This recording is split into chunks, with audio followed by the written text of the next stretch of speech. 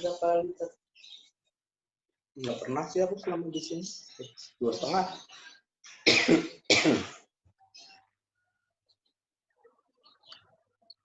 Belas 3,5 liter ya?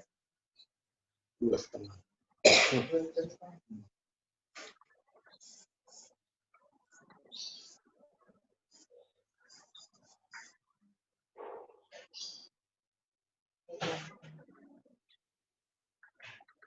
Mungkin ini Coach, kita mulai ya Coach ya. Oke. Sudah banyak. Kita mulai diskusinya Coach. Nanti dipandu oleh moderator Saudara Teguh Imani.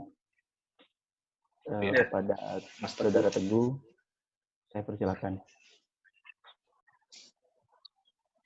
Oke, teman-teman semuanya. Assalamualaikum warahmatullahi wabarakatuh. Waalaikumsalam warahmatullahi wabarakatuh. Oke, teman-teman. Jadi kita di sini alhamdulillah udah bergabung bersama pelatih sepak bola nasional. Ada Coach Rahmat Darmawan. Assalamualaikum Coach. Salam olahraga. Waalaikumsalam warahmatullahi wabarakatuh. Alhamdulillah baik. Gimana Coach kabar hari ini Coach tentang dengan kondisi hari ini? Ya, yang pasti ini kondisi yang sangat mengejutkan kita semua ya. Ini pertama kali kita harus banyak berdiam diri di rumah dan tentu juga mengurangi semua aktivitas yang biasa kita lakukan rutin di luar. Jadi kita mencoba untuk beradaptasi dan menyesuaikan dengan kondisi ini. Dan yang paling penting adalah itu tadi, kita harus bisa menikmati. Karena kalau kita nggak bisa menikmati, pasti stres. Iya, Coach. Jadi teman-teman semuanya, kita bisa bareng-bareng buat on cam semua. Jadi biar bisa bergabung dengan Coach Rahmat Darmawan. Jadi untuk hari ini, alhamdulillah kita akan mengadakan talk show. Jadi talk show ini lebih ke tentang tips olahraga sepak bola yang aktif dan juga bersama PSBB Coach. Jadi dengan kondisi saat ini dengan yang memang kita tidak duga juga sebenarnya dengan adanya pandemi ini juga berpengaruh dengan lainnya, salah satunya juga olahraga. Dengan kondisi virus COVID di Indonesia ini bisa menyebabkan banyak perubahan dan juga kebijakan dari pemerintah terhadap masyarakat untuk tetap di rumah dan juga tetap untuk memutus penyebaran virus COVID-19 ini.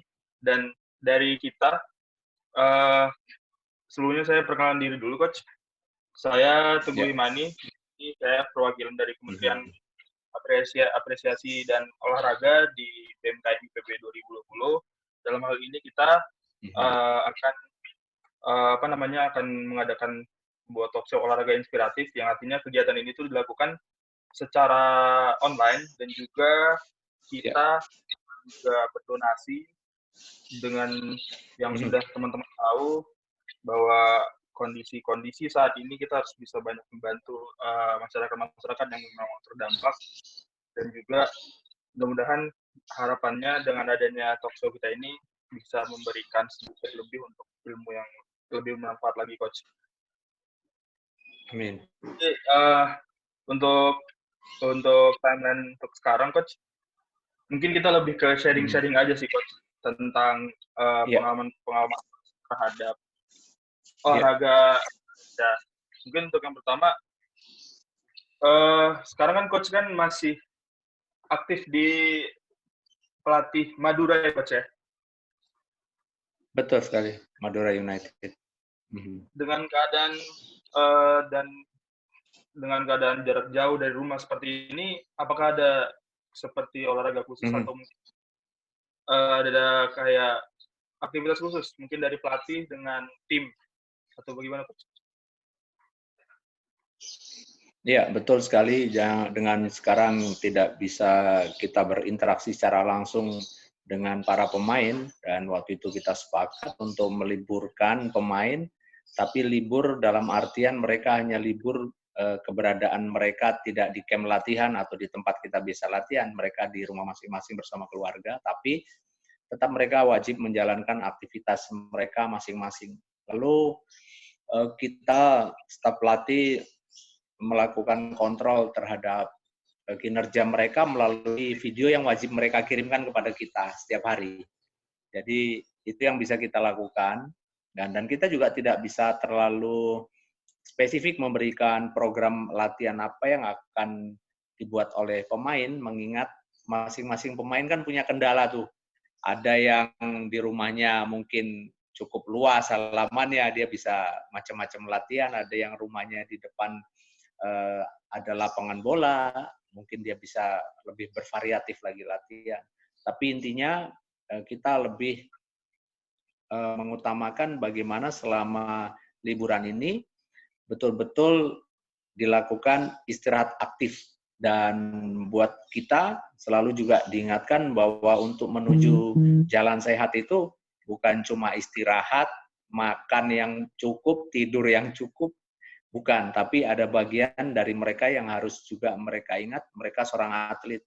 Dan juga syarat sebuah kesehatan, atau satu kesehatan adalah berolahraga secara teratur. Dan sifat latihan yang saya minta kepada pemain lebih kepada memaintain kondisi fisik mereka. Artinya bersifat moderat lah, tidak ekstrim atau tidak melampaui satu intensitas yang berlebihan. Dan itu kita kontrol dengan video. Ada treatment khusus gitu nggak, Coach, buat menjaga fisik dari pemain-pemain? Mungkin lewat jarak jauh ini ada perbedaan yang cukup signifikan gitu nggak, Coach?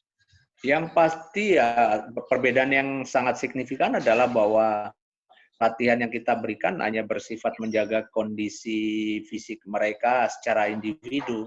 Kita tidak bisa latihan tim atau tactical, nggak bisa. Jadi kita itu yang pasti interaksi yang kita lakukan sekali lagi sangat terbatas. Ya, aplikasi yang bisa kita gunakan ya seperti ini. Ya, tapi juga kita tahu bahwa tidak semua pemain mungkin punya zona yang bisa dengan lancar untuk bisa kita lakukan komunikasi melalui aplikasi Zoom atau apa, mengingat keterbatasan internet dan sebagainya. Tapi saya selalu menekan kepada pemain untuk ingat bahwa kalian harus membuat sebuah latihan yang sifatnya itu komprehensif, artinya bersifat juga holistik, artinya terintegrasi semua di situ. Ada latihan teknik, kemudian ada latihan kondisi fisik, ya, apakah itu endurance training, apakah strength training, atau daya tahan, kemudian ada latihan kekuatan, ada latihan kecepatan atau speed, atau latihan kelincahan atau agility. Jadi saya cuma mengingatkan itu kepada pemain, itulah yang mereka harus lakukan dalam keseharian mereka, dan itu dilakukan terus bervariasi dari hari ke hari, sehingga tidak membuat mereka juga bosan. Paling enggak panduan ini bisa memberikan sebuah gambaran apa yang harus mereka lakukan. Dan itulah perbedaannya, sekali lagi sangat besar, karena kita tidak bisa memantau secara langsung. Jadi kita meminta banget atau minta betul kesadaran dari pemain untuk bersikap profesional. Dan inilah yang menguji kita nanti, bagaimana profesionalitas para pemain, dan akan terlihat ketika kita akan kembali berlatih bersama. Siapa yang kondisi fisiknya nanti sangat drop, artinya ada sesuatu yang salah. Oke, Coach. Berbicara tentang sepak bola di Indonesia, kan Coach juga udah lama berkiprah di kepelatihan Indonesia, di sepak bola Indonesia, dan juga sudah berpengalaman lebih. Dan salah satunya pernah menangani timnas Indonesia, ya, Coach, ya? Ya, untuk timnas U23 SEA Games, dan senior sebagai caretaker pernah juga. Iya, Coach. Jadi mungkin kita lebih bertanya, mungkin kondisi sepak bola Indonesia, Coach, untuk sekarang itu seperti apa, Coach? Dari mungkin Coach kan sudah berpengalaman dari jauh-jauh, dari beberapa tahun sebelumnya, dengan kondisi sekarang Indonesia, bagaimana tanggapan Coach tentang pemain-pemain Indonesia dan juga regulasi dan juga sistem-sistem yang ada di sepak bola Indonesia, Coach?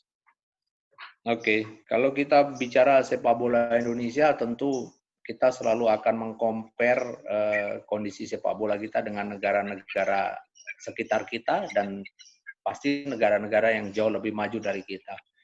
Dan kalau kita bicara Indonesia, tentu semua pasti akan bertanya, kenapa sih sepak bola kita rakyatnya ada 220 juta lebih, tapi nggak maju-maju, sementara Islandia yang penduduknya nggak sampai dengan 10 juta, dia bisa masuk di Piala Dunia. Tentu ini persoalan yang berbeda ya, karena kita punya latar belakang yang berbeda juga. Karena kalau kita juga compare mengenai jumlah penduduk, India, Cina itu jauh lebih besar dari kita kan, tapi juga tidak menunjukkan satu perkembangan sepak bola yang sangat signifikan, artinya berprestasi di Piala Dunia tidak. Jadi begini, kalau saya lebih menyoroti kepada sepak bola kita memang selama ini kurang fokus terhadap youth development atau pengembangan pemain usia muda. Kita lebih fokus kepada hingar-bingar kompetisi di level senior, ya di Liga 1, Liga 2, tanpa kita pernah bisa fokus dengan betul-betul bagaimana memanage pemain-pemain atau calon-calon pemain muda ini dari sedini mungkin, dari masa mereka masih di grassroots. Dan kita percaya proses ya, karena bagaimanapun proses yang baik, yang berkelanjutan, berjenjang, itulah yang akan menuai hasil yang baik. Dan ini yang tidak terjadi, karena kalau kita bicara contoh, ada satu syarat yang harus dilakukan, bagaimana mereka harus kompetisi. Tapi itu tidak terjadi. Kompetisi usia muda di Indonesia ada, tapi sekedar asal ada. Jadi yang ada, yang terlihat hanya turnamen-turnamen, dan itu belum memenuhi syarat sebuah kompetisi. Di mana syarat sebuah kompetisi itu dalam 1 tahun minimal mereka harus bertanding antara 25 sampai 35 pertandingan. Dan yang terjadi, turnamen itu dibagi dalam zona-zona, kemudian mereka paling 1 tahun bermain 10 kali maksimal. Ada yang bahkan cuma dalam penyisian sudah kalah, main tidak sampai 10 kali, akhirnya nunggu setahun depan lagi. Jadi ini hal yang satu contoh bagaimana kita tidak bisa memaksimalkan kompetisi usia muda. Berikutnya juga kita bicara tentang mengenai coach education ya, bagaimana seorang pelatih juga dituntut punya ilmu yang tinggi untuk menangani atau menghandle pemain-pemain usia muda. Dan kita negara yang paling sedikit sekali punya tenaga pelatih ya di dibandingkan seluruh negara Asia Tenggara ini, dibandingkan dengan jumlah pesepak bolanya ya. Jadi terlalu besar jarak yang kita punya dibandingkan negara lain. Dan itu yang juga membuat problem, bahwa di banyak tempat di sekolah sepak bola itu banyak para pelatih mereka belum punya lisensi yang sesuai dengan apa yang diminta oleh AFC atau FIFA. Mereka hanya melatih dengan otodidak, dengan pengalaman-pengalaman yang pernah mereka dapatkan tanpa ada bekal lisensi yang cukup. Yang berikutnya adalah juga kalau kita bicara infrastruktur. Di Indonesia ini ya infrastruktur masalah besar, sangat besar. Ya, ini sebenarnya kaitannya juga tentu dengan pemerintah ya, karena federasi tidak bisa melakukan ini sendiri. Pemerintah juga wajib untuk menyiapkan infrastruktur ini dengan baik, karena kalau kita bicara pemain muda selalu kadang diketepikan. Kalau ada pemain senior latihan, pasti biasanya pemain muda tuh udah lu latihannya di tempat yang lain. Selalu pemain yang senior ya selalu dapat jatah lapangan lebih bagus. Padahal ini salah. Nah, justru ketika pemain ini muda, mereka harus mendapat fasilitas yang bagus, lapangan yang punya kualitas. Ya. Mereka bisa melakukan passing dengan benar, keputusan dengan cepat, dan itu harus dari muda, dari kecil dibiasakan. Karena kalau tidak, dia latihan di lapangan yang jelek, yang tidak bisa satu sentuhan, dia harus kontrol bola, dia harus lihat ke kanan ke kiri, lihat lapangan, baru dia passing lagi, bisa lurus bolanya atau bisa presisi. Nah ini yang menjadikan sebuah habit. Sering kan kita lihat, oh pemain Indonesia kebanyakan gocek tuh, jarang yang main 1-2 sentuhan dengan cepat. Nah ini indikasi yang juga menurut saya bisa dikedepankan bahwa ini mungkin persoalan utama kita juga di masalah infrastruktur. Kita masalah besar di sini karena juga contoh klub-klub besar di Indonesia hampir nggak ada yang punya lapangan. Itu semuanya milik pemerintah. Ya, klub-klub Liga Indonesia yang punya lapangan, klub swasta ya cuma Semen Padang, lalu kemudian dulu ada Pelita Jaya, selebihnya nggak ada yang punya lapangan. Itu semua milik pemerintah. Jadi artinya memang kekurangan kita di dalam hal bagaimana fokus ke youth development sangat kurang. Sehingga kalau kita bicara ketika mereka nanti menjadi pemain senior, mereka baru akan mengenal kompetisi yang sesungguhnya ketika masuk di level senior itu. Tidak dari ketika mereka muda usia. Nah, ini keterlambatan kita dari sana. Sehingga kematangan pemain-pemain kita baru akan terlihat justru nanti di usia nanti 29 atau 30 tahun. Nggak lama mereka main, sudah pensiun. Ini hal yang tentu menjadi pekerjaan rumah kita bersama. Mungkin sementara itu yang kalau bisa saya gambarkan mengenai kondisi sepak bola kita. Jadi saat ini seperti itu. Tapi jujur dalam 1 tahun ke belakang saya melihat ada sekali percepatan untuk membangun sepak bola kita dengan banyaknya dibuat kursus-kursus pelatih Indonesia yang sebenarnya tidak punya sertifikat pro license mengadakan kursus pro license. Kemudian juga kursus-kursus selevel C, B itu terus dikejar ya. Dan ketika ini sedang giat-giatnya, kemarin kita ini terkena pandemi COVID-19 ini sehingga tertunda semuanya ya. Itu sekedar gambaran bahwa kenapa kita tertinggal. Oke, Coach. Tentang Timnas Indonesia, kita tahu beberapa tahun ke belakang ada cukup signifikan perkembangan dari sepak bola Indonesia, khususnya di timnas yang muda, Coach. Dari timnas U16, 19 sampai 20 maupun U23. Dengan faktanya bahwa mereka juga ada beberapa kali juara di AFF dan juga mungkin di beberapa turnamen. Mungkin ada kendala nggak, Coach, tentang perkembangan yang cukup signifikan anak muda? Mungkin ketika masuk ke timnas senior, apakah ada mungkin yang memang di timnas senior tekanan yang lebih tinggi atau seperti apa, Coach, yang membuat mungkin masyarakat bertanya timnas senior kita ini mungkin seharusnya bisa lebih baik atau seperti apa, Coach? Oke, membangun satu tim tentu butuh proses ya, dan proses itu harus dijalankan dengan konsisten. Satu contoh bagaimana Jerman ketika menjadi juara 4 tahun yang lalu, dia sudah mempersiapkan timnya itu 10 tahun ke belakang. Artinya kenapa? Mereka konsisten di dalam melakukan pembinaan. Nah, di dalam masa 10 tahun itu, mempersiapkan pemain-pemain muda mereka tidak mentargetkan untuk tim itu nanti menjadi juara di turnamen-turnamen usia muda. Mereka mentargetkannya mereka ada di level senior dan di Piala Dunia. Nah, artinya kenapa? Nah, selama ini banyak sekali kita salah di dalam menentukan sebuah target. Target kita sangat menggebu-gebu ketika ada di usia muda. Usia 16 tahun, usia 19 tahun. Tapi yang akhirnya kenapa? Mereka mengabaikan proses. Kenapa saya katakan mengabaikan proses? Ya oke, mereka bisa juara, tapi mereka ini sangat lama sekali melakukan pemusatan latihan. Contoh tim 19 mereka harus TC sekian tahun ya. Contoh tim 16 mereka harus melakukan pemusatan latihan sekian tahun. Mereka menyatu. Nah, sementara negara-negara lain tidak ada tuh TC jangka panjang. Ya, mereka TC jangka pendek. Yang jangka panjang adalah mereka membuat kompetisi antar kelompok umur untuk banyak pemain melakukan kompetisi itu. Dan pertanyaannya, bagaimana mereka bisa membangun teamwork yang baik? Karena memang kompetisinya mereka sangat kompetitif. Mereka betul-betul melaksanakan kompetisi dengan sangat baik, di mana setiap pemain itu setelah mereka dibekali oleh ilmu pengetahuan yang cukup, kualitas skill yang cukup, mereka harus mengujinya dalam sebuah kompetisi.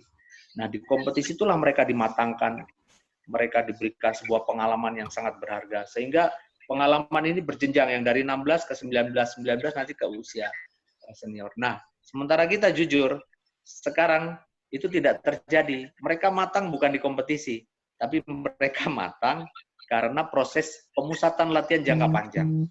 Mereka uji coba, uji coba, uji coba. Nah, oke, ketika mereka masuk dalam fase kompetisi bersama pemain-pemain senior, contoh yang tadinya usia 19 itu sekarang masuk senior, mereka baru merasakan atmosfer yang sesungguhnya di kompetisi seperti apa.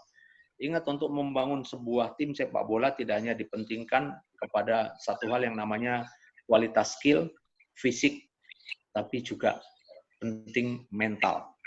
Ya, faktor mental ini sangat penting. Banyak pemain-pemain muda kita yang, maaf dalam tanda kutip, sudah puas hati ketika dia menjadi juara di level muda. Yang salah siapa? Bukan mereka. Kadang-kadang lingkungan yang salah. Media kita yang salah, masyarakat kita yang salah. Juara 19, juara 16 sudah diarak keliling kota seperti seorang pahlawan. Namanya sering sekali disebut dalam media dan seperti seorang bintang. Ini yang sangat mengganggu mereka sebenarnya. Tidak membantu mereka, tapi membantu. Sehingga ketika mereka ada di level senior, mereka sudah punya kepercayaan diri betul, tapi overconfidence. Jadi mereka sudah like star. Jadi sudah seperti bintang. Ini yang menurut saya kurang. Nah, ditambah lagi ketika dia tidak pernah mengalami fase kompetisi yang keras seperti di dalam Liga 1 atau misalkan seperti itu, mereka akan sangat terganggu kualitasnya. Mungkin ada permainan keras, ada permainan yang mungkin di luar dugaan yang selama ini mereka tidak ikuti di dalam jenjang kompetisi yang benar. Itu yang mengakibatkan akhirnya mereka terkendala di dalam proses pematangan kualitas permainan mereka. Jadi kalau kita bandingkan, pertanyaannya kenapa kita sukses atau bagus di usia muda, kemudian kita tidak sukses ketika mereka menjadi pemain senior, problemnya itu tadi, bahwa kita kurang fokus dan kurang konsisten di dalam membangun pemain-pemain ini menjadi pemain-pemain yang betul-betul punya kualitas secara proses yang benar. Jadi itu, Bang. Oke, Coach. Jadi dengan mereka perpindahan atau transisi mereka dari mungkin dari timnas U19 mungkin langsung ke timnas senior, ada nggak, Coach, seperti berpengaruh kepada mental dari pemain yang menyebabkan mungkin ketika sudah di timnas senior ada sedikit tekanan yang lebih tinggi? Apakah itu berpengaruh dengan itu, Coach? Ya, tadi kan saya sampaikan bahwa membangun seorang pemain sepak bola itu tidak hanya soal bagaimana seorang pelatih membangun kualitas skill-nya, terus membangun kualitas teknik, taktik, strateginya seperti apa, tapi mental. Nah, pertanyaan tadi kan sudah saya sampaikan. Anak ini ketika dia umur 19, sudah atau belum dia mengikuti fase kompetisi berjenjang yang tadi saya sampaikan. Kalau dia sudah mengikuti proses kompetisi, misalkan di usia 16 dia ikut kompetisi, 1 tahun dia mengikuti kompetisi dengan dia bertanding sebanyak 20 atau 30 kali dalam 1 tahun. Kemudian masuk usia 17, dia masuk dalam kompetisi lagi 30 kali dia. Nah, dalam proses latihan di dalam kompetisi itulah kematangan pemain terus diuji dan terus bertambah dari hari ke hari di setiap kompetisi yang dia lakukan. Bagaimana dia harus traveling ke tempat tertentu, dia harus kembali menyiapkan fisiknya lagi, menyiapkan strategi. Nah, yang saya maksudkan adalah bukan hanya bagaimana adaptasi pemain yang muda ini dengan senior, tapi pemain ini banyak yang belum siap. Mereka dalam ajang kompetisi yang ketat, kemudian mereka terpanggil menjadi seorang pemain timnas senior, dan akhirnya yang terjadi ketika ada kendala-kendala yang selama ini tidak pernah mereka lihat di dalam proses kompetisi atau latihan mereka kaget. Yang tadi saya sampaikan contoh, mungkin dengan teguran dari pemain senior, mungkin dengan permainan keras yang diperlihatkan oleh pemain-pemain senior, dengan kecepatan, kekuatan, body contact yang terjadi berbeda dengan ketika dia di level junior. Ini yang saya katakan mungkin mereka tidak terbiasa karena mereka sendiri tidak mengikuti jenjang kompetisi sebelumnya. Ini yang maksud saya, Bang. Jadi faktor mental saya setuju, itu akan mempunyai faktor yang sangat besar sekali. Oke, Coach. Coach Rahmat Darmawan kan sudah lama di kepelatihan Indonesia, dan kita sama-sama tahu bahwa dulu itu Coach Rahmat Darmawan adalah seorang perwira militer ya, Coach ya? Ya.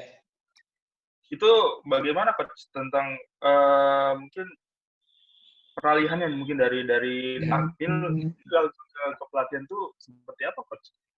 Oke, jadi memang latar belakang saya seorang pesepak bola. Saya jenjang karir saya sebagai pemain sepak bola itu diawali dari saya SMP. Saya ikut Suratin Cup mewakili Lampung, kemudian saya ikut tim PON Lampung, PON 11. Kemudian setelah itu saya terpanggil untuk skuad tim nasional junior. Nah, di situ saya hijrah ke Jakarta dan saya mencoba peruntungan dengan ikut Sipenmaru, mendaftar kuliah di dulu IKIP Jakarta, kalau sekarang UNJ ya. Saya daftar dan saya diterima di sana di Fakultas Olahraga jurusan kepelatihan. Nah, kemudian dalam proses kuliah pun saya waktu itu sudah disibukkan dengan kegiatan saya sebagai pemain sepak bola. Di klubnya saya di Persija. Sebagai pemain nasional, saya bermain untuk Timnas 23 dan Timnas Senior. Saya Timnas Senior itu mulai tahun 89. Ya, itu pertama kali persiapan di satu turnamen di Malaysia dan Piala Dunia. Kita TC di Jerman dan Belanda. Nah, waktu itu pada saat pemusatan latihan itu saya mengalami cedera. Ketika cedera saya harus istirahat 1 tahun. Tapi karena cedera itulah hikmahnya saya menyelesaikan kuliah saya yang waktu itu tinggal skripsi ya.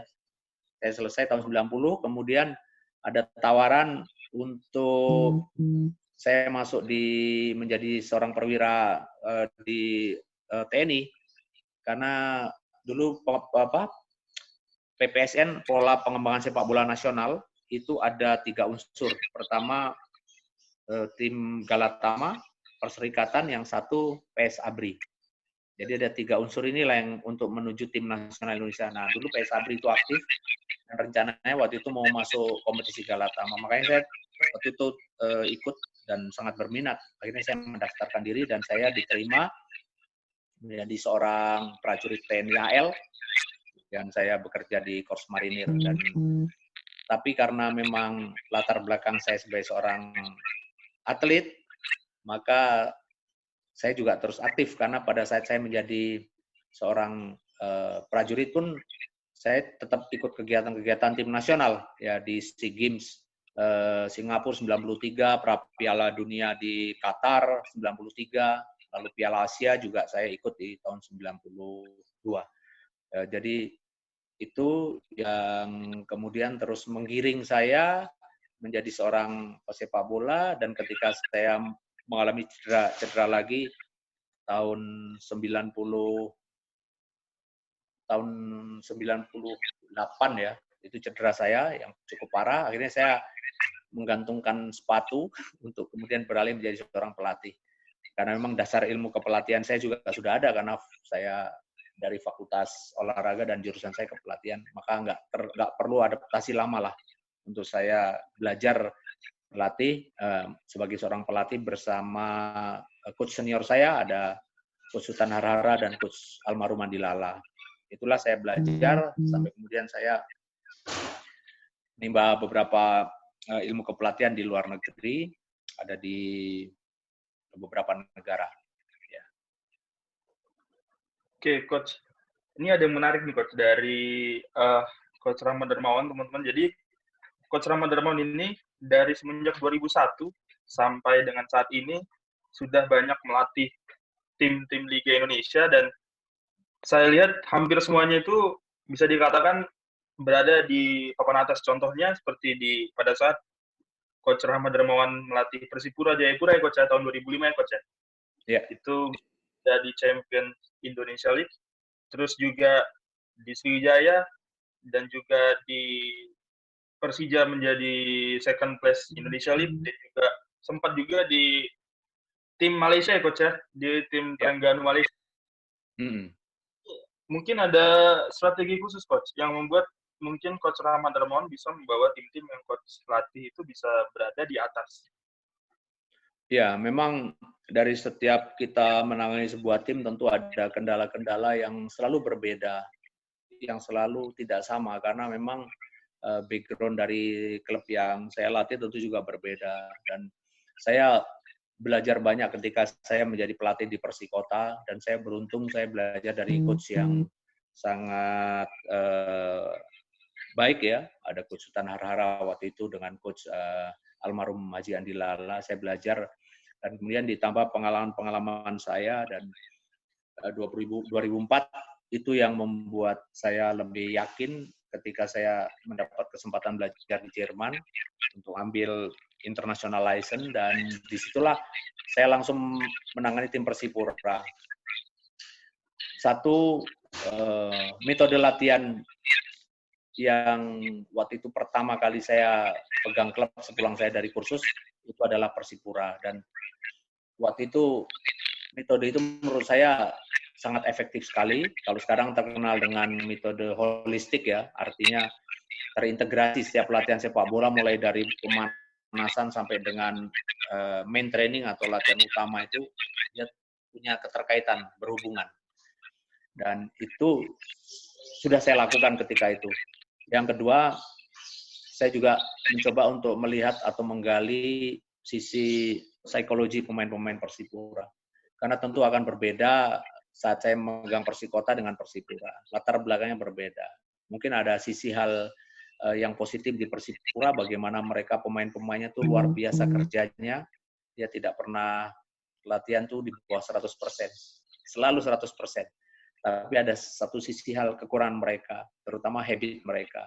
Dan inilah uniknya bagaimana kita harus bisa menggabungkan dua unsur ini untuk mereka ada di level seperti yang kita inginkan, kemampuan bermain seperti yang kita inginkan. Jadi sisi psikologi yang lebih main. Kita pernah belajar psikologi kepelatihan, dan inilah saatnya ketika saya menangani sebuah tim, itu harus dikedepankan. Yang paling penting dari sekedar kita melatih adalah hubungan yang interaktif antara kita dengan pemain. Kita harus selalu berusaha sebanyak mungkin menggali tentang pemain dan apa permasalahannya, pemain dengan apa kelebihan dan kurangnya.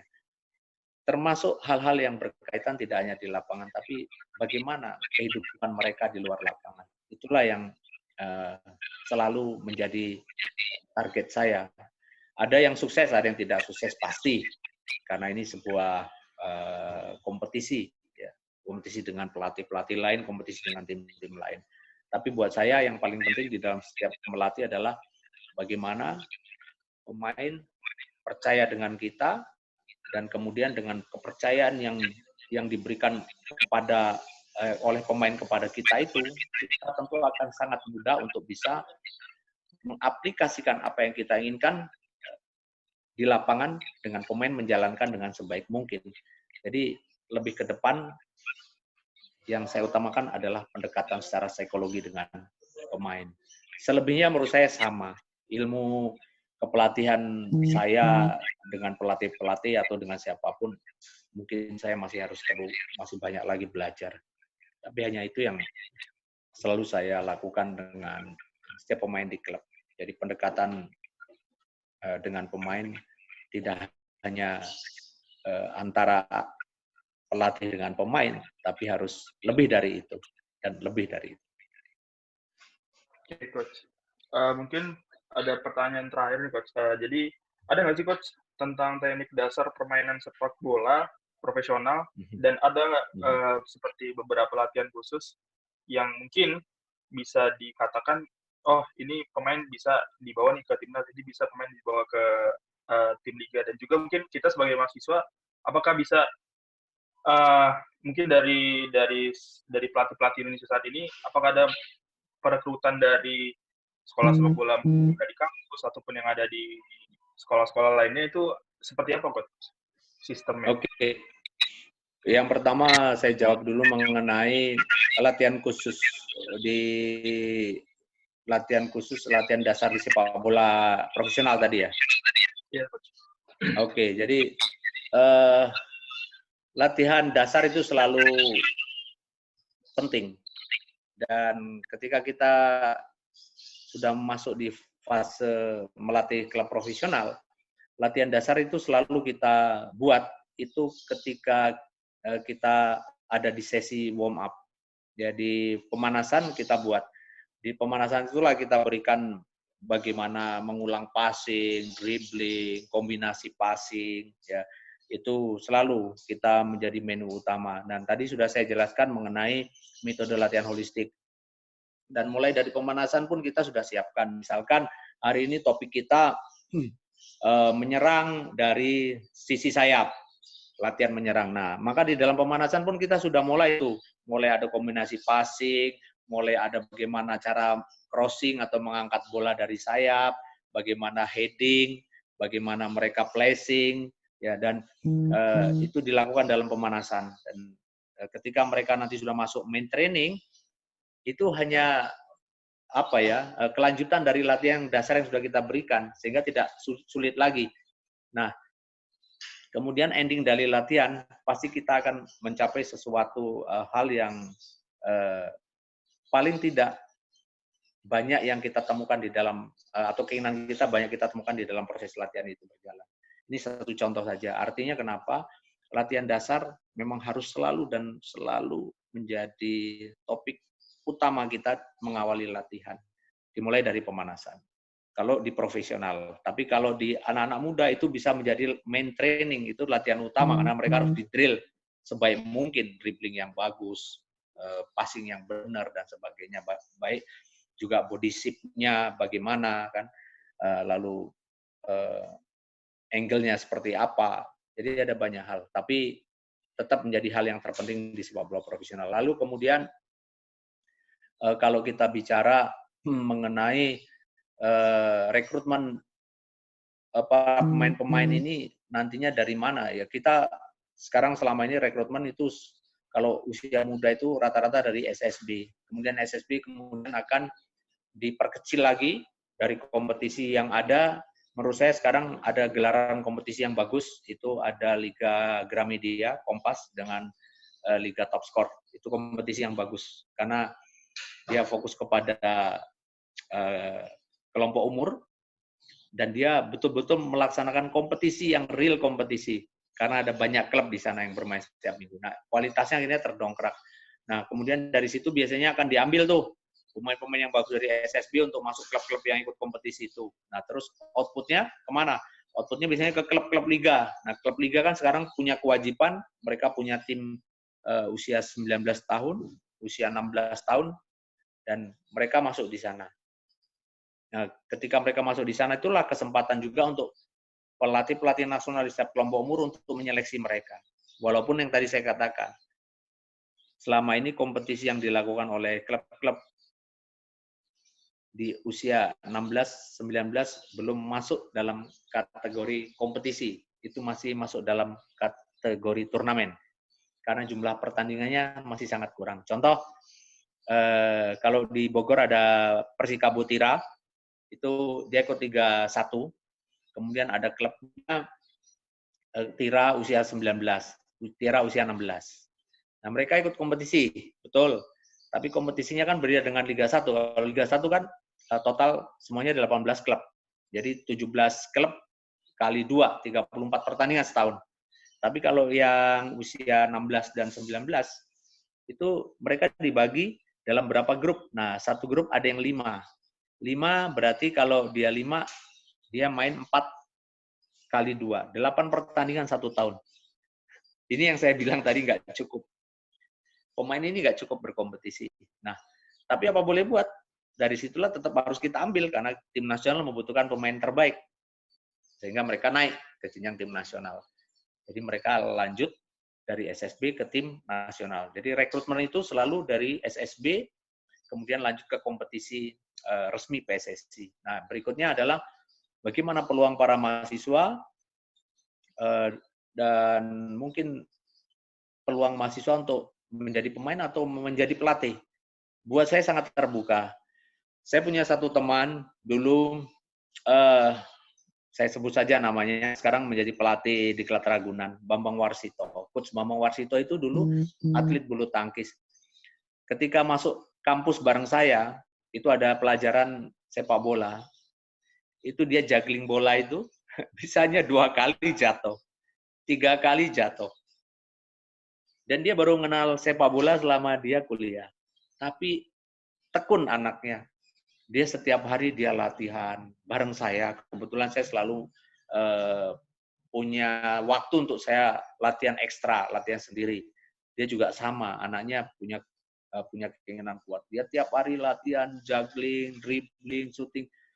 Nggak perlu waktu banyak. 2 tahun dia sudah bisa menembus menjadi pemain Persija dan main bareng saya. Dan habis itu karirnya bagaimana? Oh, karirnya oke. Dia akhirnya bisa menjadi orang pelatih dan sekarang banyak menurunkan pemain-pemain hebat seperti Egy Maulana Fikri, itu anak didiknya, ya. Lalu ada beberapa pemain nasional yang sekarang bermain dengan Coach Indra Safri dan Coach Fahri Husaini, itu banyak dari Ragunan, anak didiknya. Artinya kenapa sangat terbuka. Dan satu contoh lagi, ada mungkin coach yang sering kita dengar namanya, Coach Rudi Eka, lalu ada lagi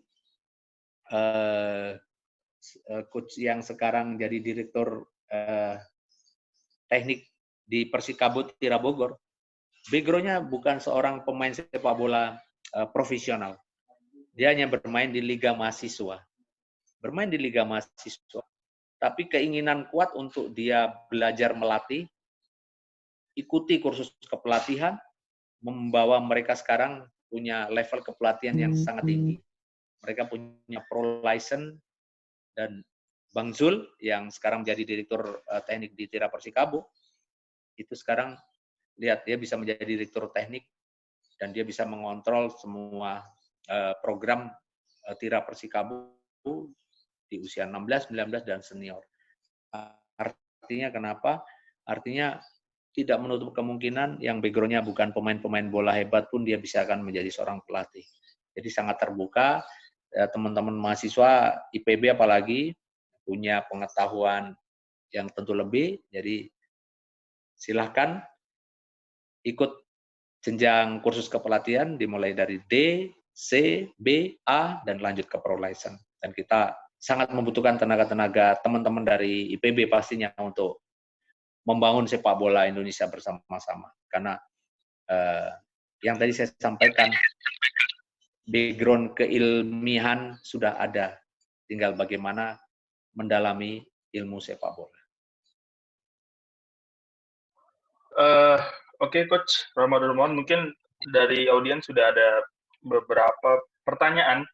Mungkin langsung saja dari Fikri, bisa mendengarkan suara saya, Fikri?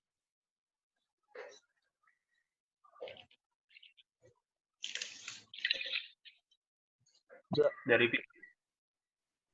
Bisa, Bang. Oke, bisa on cam?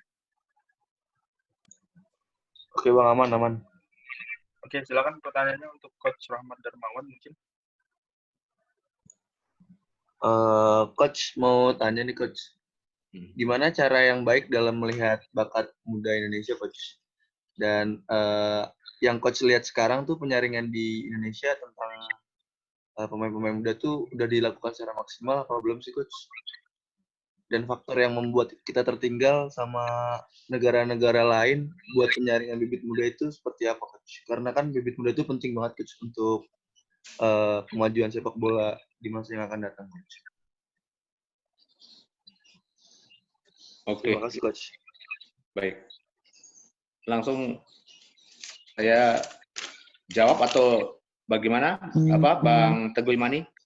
Boleh, siap, Coach. Bisa langsung jawab aja. Oke. Cara melihat bakat. Nah, cara melihat bakat tentu ada banyak cara. Yang paling mudah adalah di dalam satu pertandingan atau di dalam satu permainan atau latihan. Kalau di dalam satu festival anak-anak muda itu sering sekali kita melihat ada banyak ratusan pemain yang bermain di dalam satu hari. Dan kita akan melihat dengan jelas di situ perbedaan pemain-pemain yang punya kualitas dan pemain yang biasa-biasa saja. Pasti akan kelihatan, karena sepak bola itu bukan seperti ujian IC, ya. Kita bisa nyontek teman kita sebelah. Tapi kalau sepak bola, semua mata telanjang akan bisa lihat, wah dia punya kualitas. Nah dari situ kemudian, itu biasanya tim scouting, ya tim scouting akan mengelompokkan pemain-pemain yang dalam tanda kutip akan terlihat dengan baik. Walaupun itu nanti belum tentu yang terbaik dan mungkin akan jadi pemain, akan terlihat. Mungkin dari 100 itu akan terlihat mungkin 20. Kita kecilkan 20 pemain itu, kemudian kita akan melihat bagaimana mereka sebagai sebuah individu, ya, sebagai individu bermain sepak bola, lalu bagaimana mereka bermain sebagai satu grup, bagaimana mereka bermain sebagai satu tim. Nah, akan terlihat mulai, oh ternyata individunya bagus, tapi dia awareness-nya kurang. Oke, kita ajari mungkin bagaimana pandangan dia melihat teman sekelilingnya untuk dia kasih bola, untuk dia ngambil keputusan, passing pendek atau panjang atau dribbling. Nah, itu akan lagi mengerucut lagi. Biasanya akan kita lihat tidak banyak, mulai dari 20 menjadi 10, mungkin akhirnya menjadi 5 atau menjadi 1. Makanya dalam setiap event-event besar itu kadang-kadang selalu akan ada banyak klub dengan pemain-pemain yang kelihatannya menonjol, tapi belum tentu 1 atau 2 yang menjadi nasional. Belum tentu. Kadang malah tidak ada. Artinya kenapa? Memang butuh kejelian kita, butuh insting, dalam tanda kutip sekali lagi, insting kita, naluri kita untuk betul-betul melihat pemain ini dengan mata sepak bola. Mata sepak bola, apa yang dipentingkan dalam sepak bola adalah nomor 1 tadi saya sampaikan, teknik, ya, kualitas teknik, bagaimana tekniknya, ya, ada passingnya, dribblingnya, ya, feintingnya seperti apa, ya, penetrasinya seperti apa. Kemudian juga kualitas taktik, ya, bagaimana taktik dengan temannya dia seperti apa, kemudian bagaimana dia membuat keputusannya. Karena kalau pemain berbakat itu walaupun dia muda, kadang dia sudah bisa tahu kapan mengambil keputusan. Dia mau passing atau dia mau dribbling. Secepat apa itu. Walaupun itu proses itu bisa kita pelajari, tapi dari muda biasanya sudah akan kelihatan. Makanya tadi saya bilang insting kita akan yang bicara. Yang berikutnya tentu adalah mental. Menjadi penting. Nah, mental akan terlihat juga pemain yang punya karakter kuat atau pemain yang cengeng, pemain yang malas, itu akan terlihat nanti. Ya, bagaimana ketika dia setelah dia jatuh sliding, biasanya kalau pemain ini punya karakter yang kuat, dia akan cepat lagi berdiri, dia berlari lagi. Tapi kalau sebentar lagi dijatuh, dia sliding, dia malas-malas, dia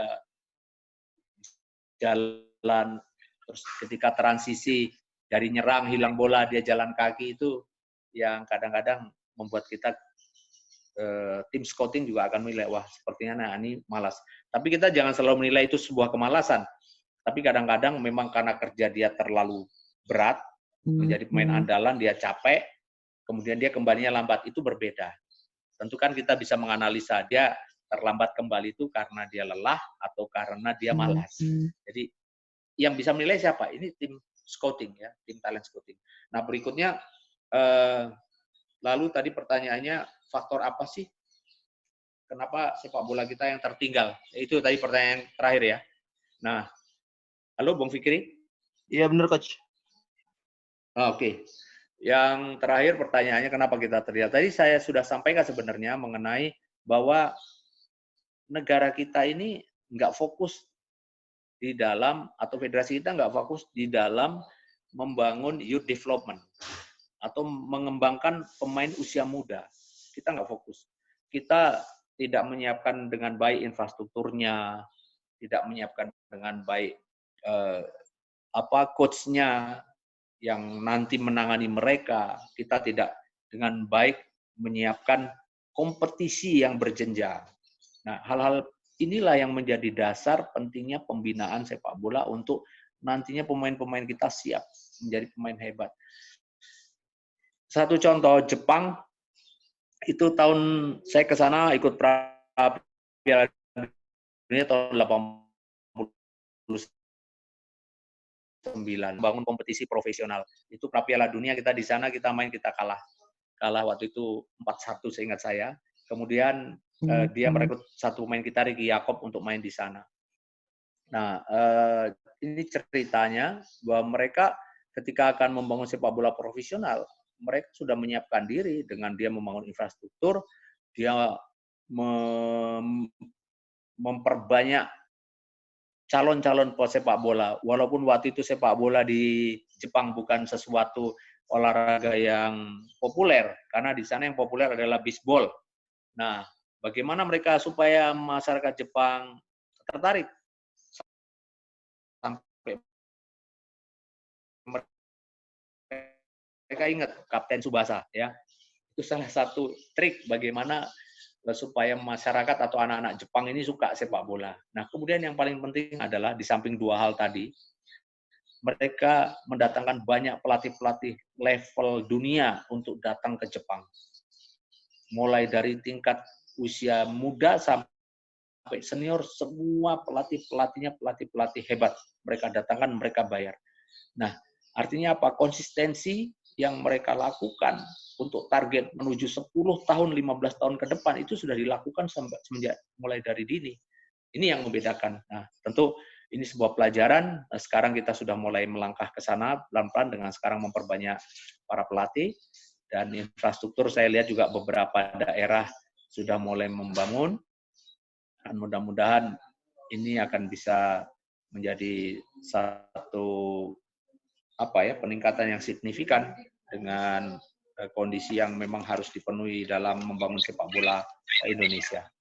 Saya rasa itu. Oke, Coach. Terima kasih. Coach. Iya, Bang Fikri. Mungkin selanjutnya ada pertanyaan dari Muhammad Hafiz ya?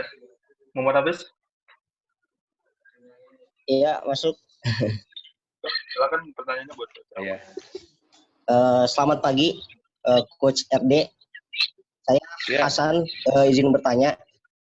Tadi kan Bapak sudah menyampaikan bahwasanya salah satu hal yang membuat negara ini tertinggal dari negara lain dari federasinya. Nah, pertanyaan saya, apakah ada niatan dari coach sendiri untuk masuk dan ikut membenahi tatanan sepak bola? Karena jujur nih ya, di tatanan PSSI itu kebanyakan orang yang nggak ngerti bola, yang jarang olahraga, malah mereka yang menduduki jabatan. Mungkin itu, Coach. Iya, oke, baik, Bung Muhammad, siapa? Fikri? Hasan. Oh, mohon maaf, Bang Muhammad Hasan. Setuju sekali, ya saya setuju sekali. Memang mungkin Bang Muhammad Hasan mungkin ingat ya, ada satu hadis ya yang mengatakan bahwa harus seorang ahli yang menangani bidangnya sehingga dia akan menuai kesuksesan. Maka hancurlah kalau itu bukan ahli yang mengerjakannya.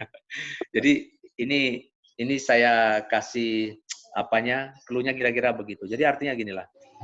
Memang proses pemilihan yang terjadi untuk masuk di dalam federasi kita saat ini tidak mudah untuk para teknokrat sepak bola masuk ke dalamnya. Yang harusnya ini bisa menjadi sebuah pertanyaan besar untuk kita sama-sama pecahkan.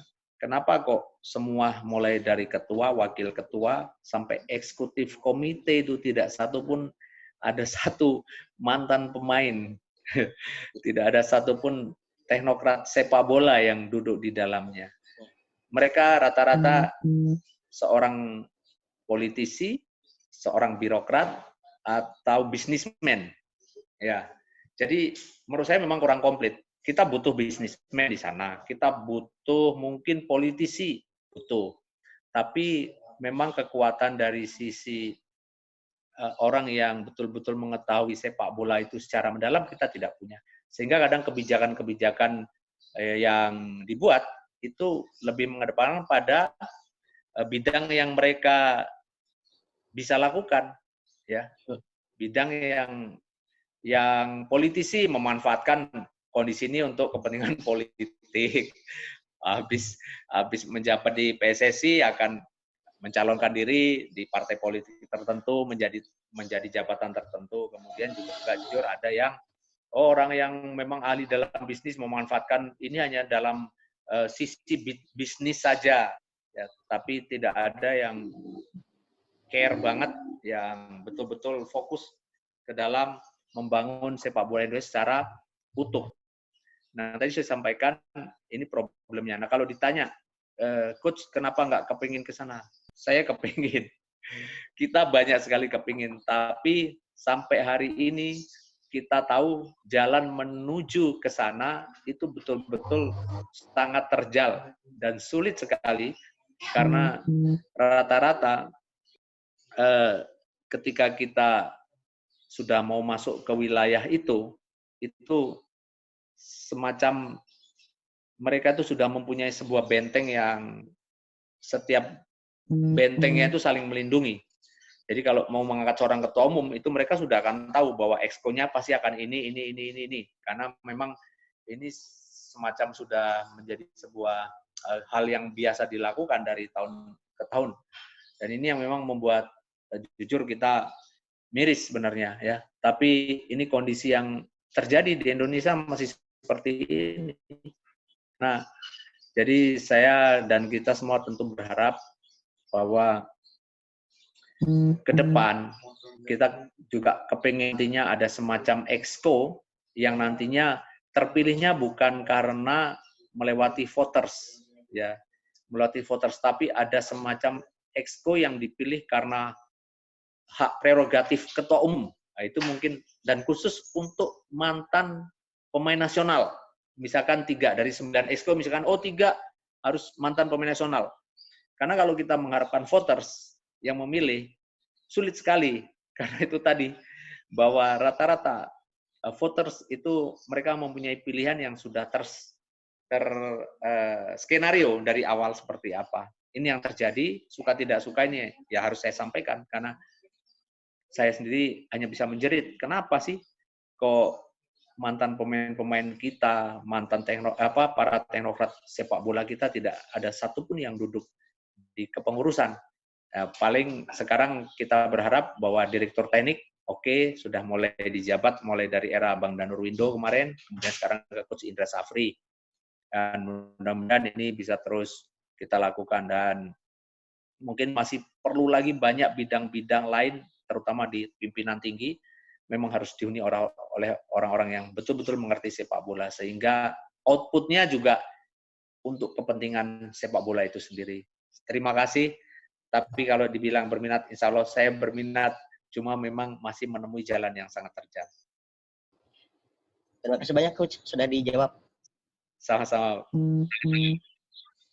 Oke, Coach. Memang banyak sekali perbincangan kita dari ini, memang cukup banyak, mulai dari sepak bola Indonesia sampai dengan bagaimana tanggapan Coach terhadap PSSI dan juga mungkin pengelola sepak bola Indonesia. Ini kita sudah berada di ujung talk show-nya Coach Rahmat Darmawan. Yeah. Mungkin ada pesan dan harapan untuk sepak bola Indonesia dan juga untuk kita sebagai mahasiswa Indonesia terhadap olahraga apapun yang ada di Indonesia, dan juga mungkin terkait masa pandemi ini mungkin ada pesan dan masukannya Coach, gitu Coach. Silakan Coach. Oke, untuk sepak bola Indonesia tentu kita berharap bahwa apa yang selama ini menjadi diskusi dan sering sekali kita sampaikan dalam sebuah kajian dan diskusi itu betul-betul bisa diimplementasikan. Bagaimana nomor 1 ya, mereka harus segera membenahi infrastruktur, mengadakan infrastruktur. Kemudian yang kedua betul-betul melakukan pembinaan pemain-pemain muda dengan menyiapkan mereka berlatih di lapangan yang tadi bagus, kemudian juga oleh pelatih-pelatih yang punya edukasi bagus tentang kepelatihan. Yang berikutnya adalah memfasilitasi mereka dengan kompetisi, mulai jenjang kelompok umur paling rendah sampai dengan senior, dan kompetisi ini harus betul-betul dilakukan dengan kompetitif, dengan punya kualitas kompetisi yang baik. Dan yang terakhir adalah, yang berikutnya adalah tentu peran pemerintah dengan federasi untuk mereka berkolaborasi akan sangat penting, artinya untuk membangun sepak bola kita. Karena tanpa itu hanya mengandalkan pemerintah atau mengandalkan federasi tidak akan jalan. Dua-duanya harus seiring. Dan kemudian pesan saya untuk teman-teman mahasiswa, tetaplah punya motivasi yang kuat, yang tinggi untuk yang suka bola, yang senang sepak bola, yang senang membangun sepak bola untuk berpartisipasi secara langsung.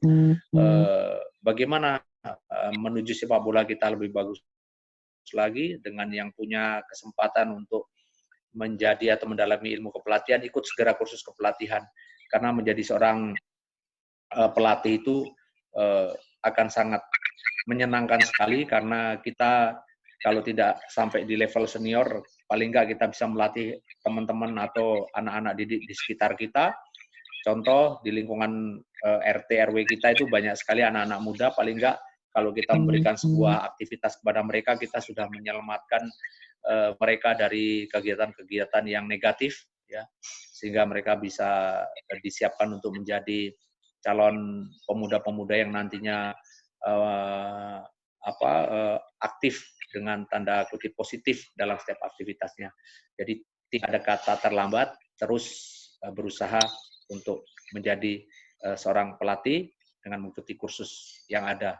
Dan kemudian yang terakhir di masa pandemi COVID-19 ini, yang paling penting buat kita, saya setuju untuk kita tetap patuh pada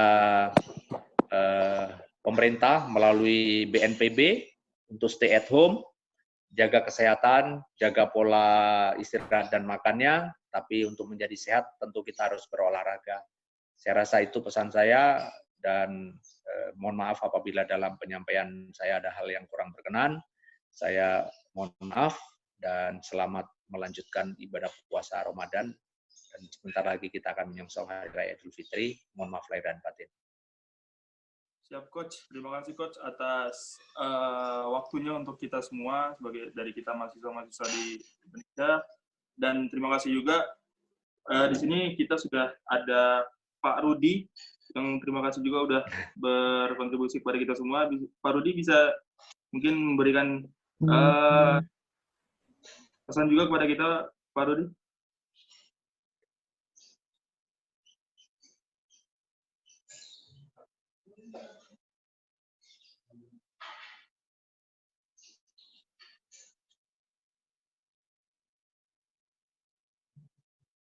Halo?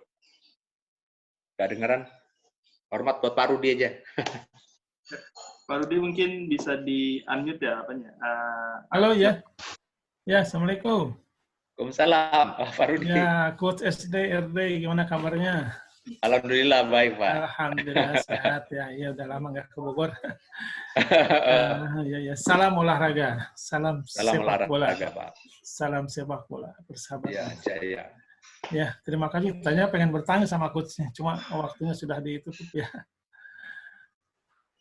Masih bisa bertanya atau gimana? Silakan. Kalau saya nggak ada masalah. Oh gitu ya. Ya, ingin bertanya ke coachnya, ada 2 pertanyaan ya. Yang pertama ya kaitan dengan emosi pemain sepak bola Indonesia ya, khususnya ketika mereka di tackle kena sikut sedikit langsung berjungkil-jungkil ya, padahal sebetulnya nggak apa-apa itu ya. Pernah dialami juga oleh Neymar waktu itu kena tackle sedikit sampai berguling-guling, akhirnya kan banyak orang yang komen karena itu terlalu berlebihan. Ternyata kalau di Indonesia itu hal biasa gitu ya, kena sikut sedikit berjungkir-jungkir. Itu memang diajarkan seperti itu atau gimana tuh? Terus itu yang pertama. Yang kedua ini kaitan dengan tim peserta Liga 1. Ada tim misalkan Persibaya ya. Ketika di putaran pertama mereka bermain bagus. Ketika udah mendekati akhir putaran pertama, udah masuk ke dia langsung drop, akhirnya pelatih dipecat. Ya seperti yang dialami oleh Coach Janur ya, Jajang Nurjaman ketika di Persibaya. Ketika di PSMS Medan, mungkin Coach sendiri pernah mengalami ketika di Persikabo ya. Ketika Persikabo waktu itu kan di putaran 1 tidak pernah kalah gitu ya. Ketika putaran kedua sampai anjlok. Nah, penyebabnya itu apa tuh sampai jatuh seperti itu? Sementara itu mungkin yang 2 pertanyaan dulu. Baik, Pak Rudi. Terima kasih. Wah, ini kangen-kangenan sama Pak Rudi nih, senior. Ya. Baik, yang pertama mengenai apa ya, tricky ya, atau trik yang dibuat oleh pemain sepak bola profesional. Bahkan sekelas Piala Dunia, kita sering sekali melihat kadang-kadang mereka kesenggol sedikit aja seperti kena pukul kemudian jatuh. Mereka menginginkan supaya lawan mendapatkan kartu kuning atau kartu merah. Nah, kemudian dengan kartu kuning atau kartu merah yang diberikan oleh lawan, maka mereka akan mendapat keuntungan memudahkan memenangkan pertandingan. Ini satu trik yang menurut saya sangat saya benci sebagai pelatih. Dan kalau tadi ditanya apakah pelatih melatih hal-hal seperti ini, kalau saya pribadi saya tidak pernah melatih hal ini. Bahkan ketika ada trik bagaimana corner kick, 2 pemain, yang satu mendorong, yang satu untuk leading, pemain mengusulkan kepada saya tolak.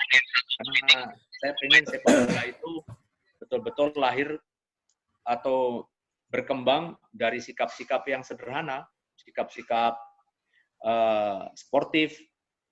Halo? Halo, ya. Halo. Lahir dari sikap-sikap sederhana, dari sikap sportif yang timbul dari pribadi masing-masing. Jadi saya sangat membenci hal itu, Pak. Jadi saya tidak pernah melatih juga pemain-pemain melakukan itu, karena itu menipu diri sendiri dan menipu orang lain.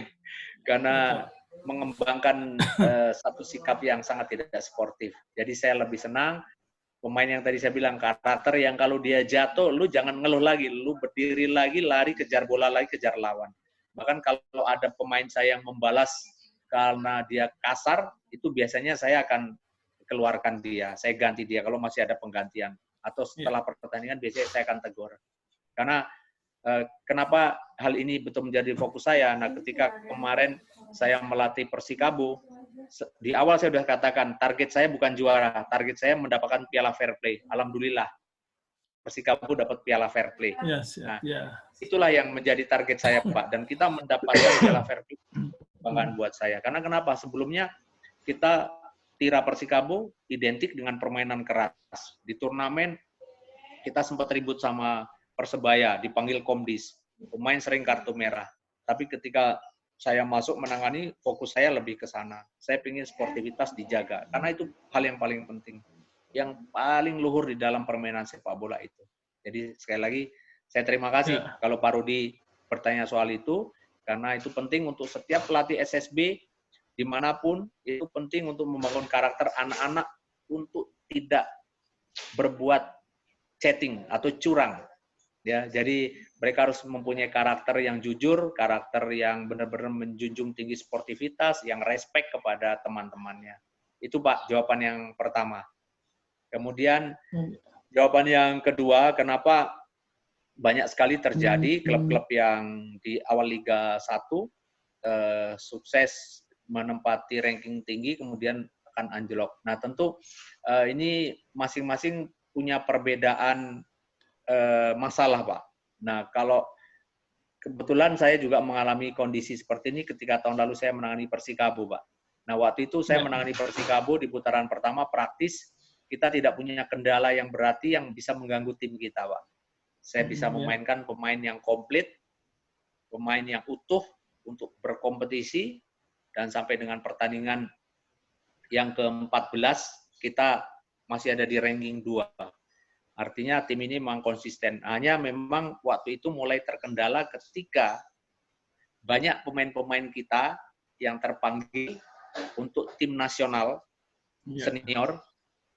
Itu tim nasional senior itu ada Lestusen, ada Wawan, ada Kosasaha, kemudian ada timnas Sigim, itu ada Andi Prasetyo, ada Roni Sugeng, ada Rifat Marasabesi, kemudian ada lagi yang terpanggil untuk turnamen Piala Panglima TNI, itu ada 7 pemain.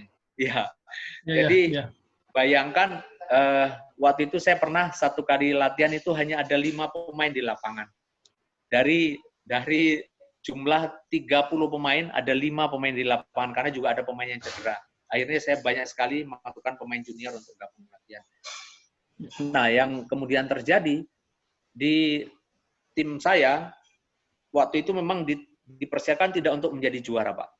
Tim saya dipersiapkan untuk ada di ranking antara 5 sampai 10 besar.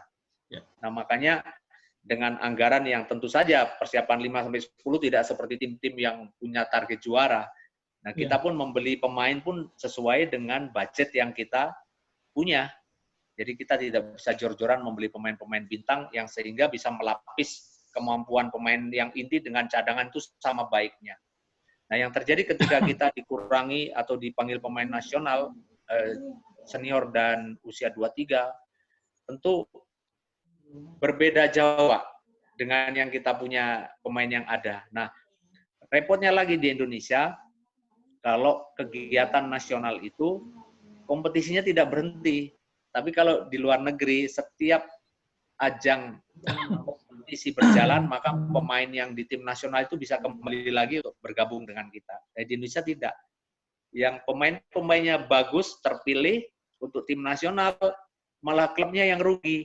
Dan itu dialami oleh kita, oleh Persebaya Surabaya, dan ada beberapa tim lain yang betul-betul rugi sekali. Nah, apalagi pemain-pemain Tira tidak semewah pemain-pemain Persebaya. Tidak semewah pemain-pemain lain yang punya pelapis sama kualitasnya. Ini masalah yang kita alami kemarin, sehingga ketika kita memulai putaran kedua, kita mau nambah pemain, kita kepingin nambah pemain. Tapi ketika kita mau beli pemain, pemainnya nggak mau. Pemainnya harganya mahal. Sementara kita tidak punya kemampuan untuk seperti itu.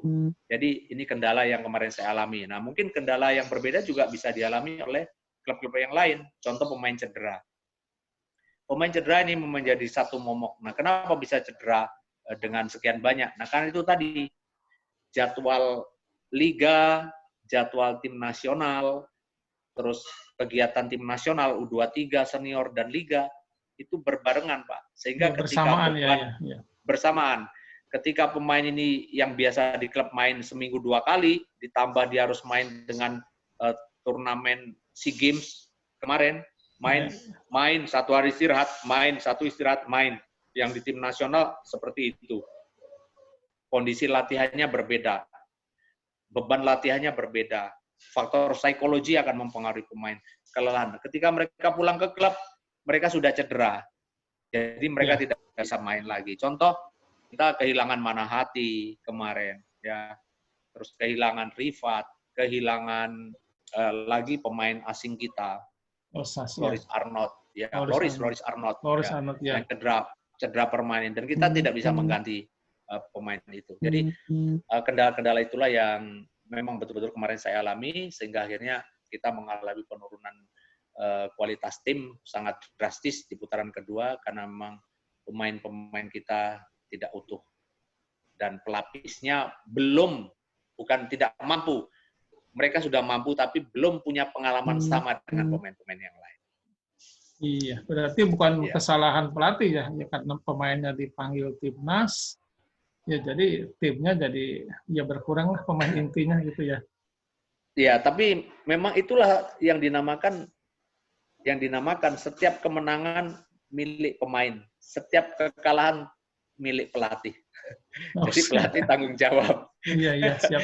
Ya, itu resiko. Buat saya nggak ada masalah. Tidak ada masalah. Saya harus ambil tanggung jawab itu, Pak. Ya. Terima kasih, Coach. Ya. Terima kasih, Pak Rudi. Salam hormat. Terima kasih, Pak Rudi. Sudah berpartisipasi kepada kita semua, dan juga terima kasih sekali lagi kepada Coach Rahmat Darmawan yang sudah bergabung dengan kita, Coach. Mudah-mudahan apa yang kita laksanain pada hari ini kita bisa mendapatkan ilmu yang lebih baik lagi. Dan juga terima kasih juga kepada audiens, teman-teman mahasiswa semua yang sudah berpartisipasi kepada kita semua, dan juga selamat menunaikan ibadah puasa, dan juga sebentar lagi Lebaran. Mohon maaf lahir batin. Dan juga saya mewakili dari Kementerian Apresiasi dan Olahraga mengucapkan terima kasih sebanyak-banyaknya. Kami dari BEM KMIPB 2020 izin untuk menyelesaikan acara ini. Dan ucapan Assalamualaikum warahmatullahi wabarakatuh. Waalaikumsalam. Waalaikumsalam warahmatullahi wabarakatuh.